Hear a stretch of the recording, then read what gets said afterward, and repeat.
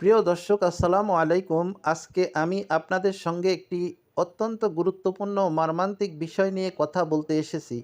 আমরা অনেকেই জানি না মানসিক রোগ শুধু একজন মানুষকেই না, তার চারপাশের সবাইকে ধ্বংস করে দিতে পারে। এটা নিছক মন খারাপ নয়, এটা একটি রোগ যার জন্য সঠিক চিকিৎসা দরকার। কয়েকদিন আগে গাজীপুরে এমনই এক হৃদয় বিদারক ঘটনা ঘটেছে। এক মা মানসিক ভারসাম্য হারিয়ে নিজের সন্তানকে হত্যা করেছেন।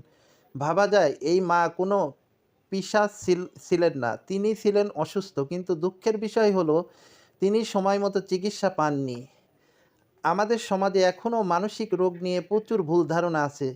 মানুষ লজ্জা পায় মানসিক রোগের চিকিৎসা নিতে। ফলে এই ধরনের দুর্ঘটনা বারবার ঘটে। যদি আমরা সচেতন হই, যদি আমরা সময়মতো চিকিৎসা নিশ্চিত করি, তাহলে একটি জীবন, একটি পরিবার বাঁচানো সম্ভব।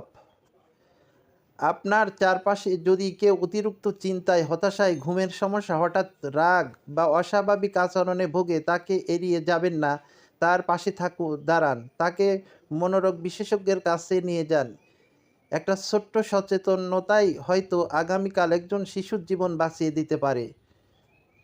বন্ধুদের বলুন, পরিবারকে বোঝান, মানসিক রোগ মানে পাগল হওয়া নয়। মানসিক রোগ মানেই চিকিৎসার প্রয়োজন। সচেতন হন, অন্যকে সচেতন করুন। ভালো থাকবেন, সুস্থ থাকবেন। আসসালামু আলাইকুম।